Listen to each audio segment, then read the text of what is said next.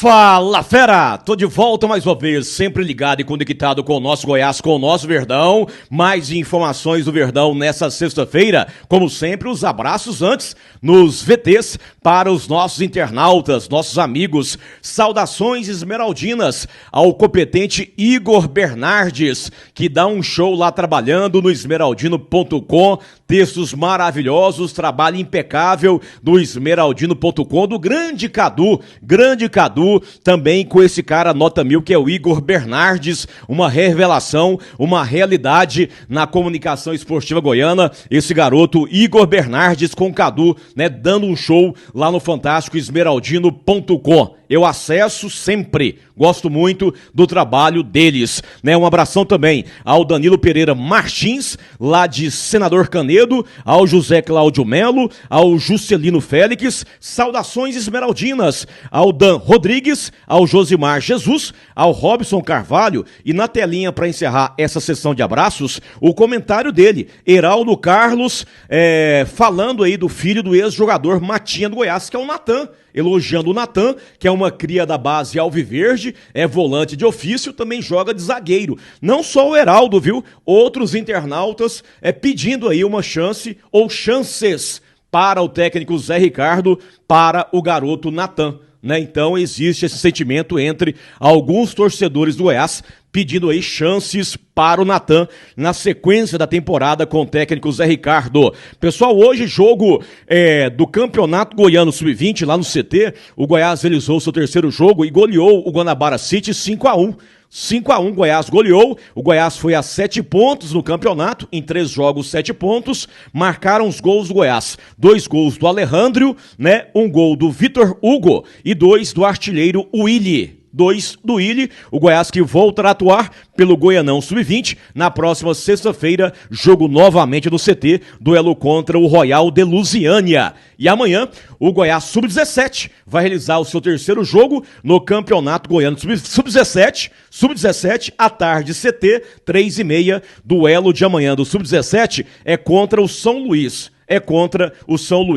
Pessoal, e aí, mais informações do Goiás, detalhes, o que eu pude apurar com relação à reunião de ontem do Conselho do Goiás, né? Do Conselho Deliberativo, com a direção executiva, também com o Conselho de Administração. Antes dessas informações quentes que eu pude apurar, o merchan maravilhoso do fantástico Júnior Cozinha Brasileira, que é disparado o melhor restaurante por quilo de Goiás. Eu indico e recomendo, é um dos melhores do Brasil, galera. Sou cliente há vários e vários anos do Júnior Cozinha Brasileira, que fica ali, ó, pertinho da Praça Boa Ventura, na Vila Nova. Lá tem churrasco, tem carne grelhada, vários pratos quentes, sobremesas maravilhosas, já no clima da Páscoa. E também, claro, tem frutos do mar, né? Comida japonesa, massas, né? Você prepara a sua macarronada lá na hora, é fantástico. O Júnior Cozinha Brasileira, do grande Alídio, do Alídio Filho, do Fauzi, né? Que são apaixonados como nós pelo nosso Verdão de coração. Pessoal, conversei hoje durante o dia com algo em torno de 8 conselheiros que estiveram ontem lá na reunião, né? Essa reunião na Serrinha. E aí o que eu senti, o feedback que eu tive, foi uma reunião pacífica, de cobranças pontuais e duras. Cobranças pontuais e duras com relação ao futebol do Goiás e também fora, né, do futebol do Goiás, cobranças junto ao Agnello Gonçalves, né, ao próprio Luciano Paciello, enfim. E aí, algo ficou claro para mim. Esse grupo de conselheiros que esteve lá ontem na reunião deixou de forma clara, aberta ao Paciello e ao Agnello, que eles aguardam uma reação de forma imediata do Goiás no futebol na temporada, principalmente nesses jogos de março na Copa Verde. Eles aguardam essa reação imediata do time na Copa Verde e exigem, é questão de obrigação. O Goiás tem que ser bicampeão da Copa Verde. É questão de obrigação. Ser o bicampeão da Copa Verde e, consequentemente, ter novamente a vaga garantida para a Copa do Brasil do ano que vem.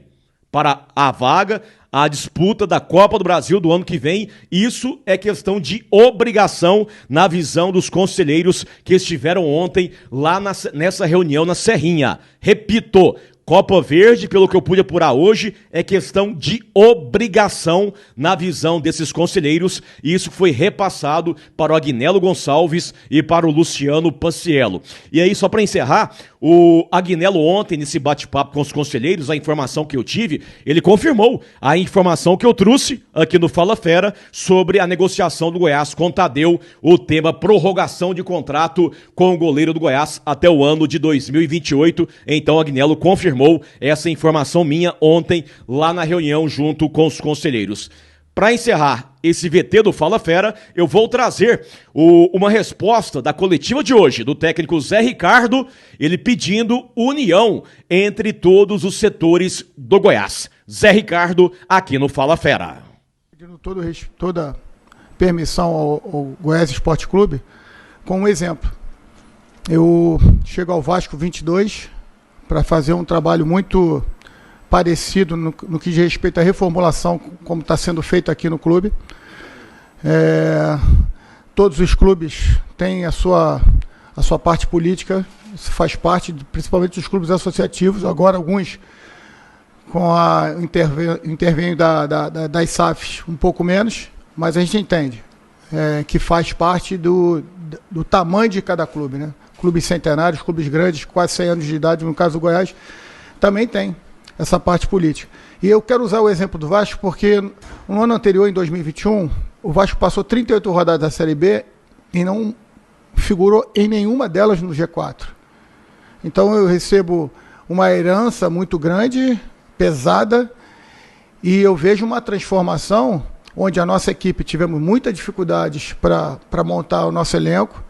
A gente só vai ver o primeiro salário com aquela primeira parcela que a SAF 777 dá ao Vasco, e lá em março, ou seja, a gente passa os 3 primeiros meses sem receber nenhum salário, nenhum de nós, e o Vasco vai às finais do Campeonato Carioca e começa a formar-se um elenco muito comprometido, fechado realmente com os propósitos do clube, assim como nós temos esse grupo hoje. É um grupo de muito trabalho, muito comprometimento. Um ano difícil, mas a partir do momento que nós entendemos que ali todos estavam com o mesmo objetivo, eu percebo uma unidade, e o Vasco torna São Januário a sua grande fortaleza, a sua torcida, o seu grande jogador. E a gente faz, até a minha saída para fora do país, a gente tem um aproveitamento muito grande. O Vasco termina quase 70% de aproveitamento dentro de São Januário, fora com uma dificuldade muito grande. E a gente sai com o Vasco, a única equipe das 4 séries invicta, e com a melhor defesa também. As similaridades estão aí. Mas eu entendo que, quando eu falei aquilo, é para mostrar que todos nós precisamos, eu sei que todos São Goiás, torcem pelo Goiás, mas a gente precisa entrar na mesma sintonia para a gente poder levar o Goiás para o lugar que ele merece.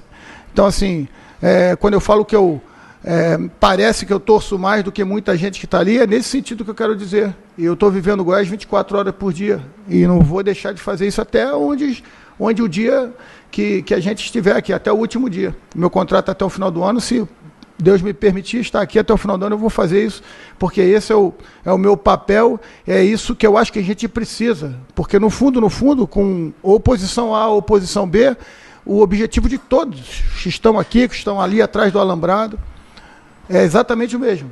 E eu só quero que a gente crie essa unidade, traga o Serrinha para ser a nossa fortaleza, onde a gente vai ser mais forte ainda com a nossa torcida, com o nosso torcedor no meio de crítica, no meio de pontos positivos e negativos da equipe, mas que a gente consiga entender que nada está acima do Goiás. E eu tenho certeza que o jogador sente isso, eu sinto isso, apesar de não transmitir, ter um pouco mais de equilíbrio, o jogador sente, aquele jogador que está no campo, que tem que tomar uma decisão, às vezes não toma essa decisão que seria certa por medo de errar, e isso vai atrapalhando. Lógico, o futebol não é um esporte individual, é coletivo, a gente depende do companheiro, e certamente todos nós ficamos muito chateados com a nossa eliminação, mas entendemos, dentro de um processo que tem que ser macro, que a nossa caminhada não seria e não vai ser fácil. Por isso eu clamo pela comunidade esmeraldina, todos aqueles que têm algum apreço pelo Goiás, que a gente faça um trabalho de unidade. E aí, mais uma vez, peço desculpa para tentar responder a sua pergunta com um exemplo de um outro co-irmão, que é o Vasco da Gama, em onde eu vivi na pele e percebi como fez a diferença para o Vasco, mesmo com todas as dificuldades, com o elenco também, por muitos questionáveis, chegar à sua classificação para a Série A e hoje está vivendo outros momentos. Então, é nesse sentido que foi feita aquela colocação e eu mantenho a colocação, mas pelo fato de querer que todos formem uma unidade para a gente fazer o Goiás cada vez mais forte.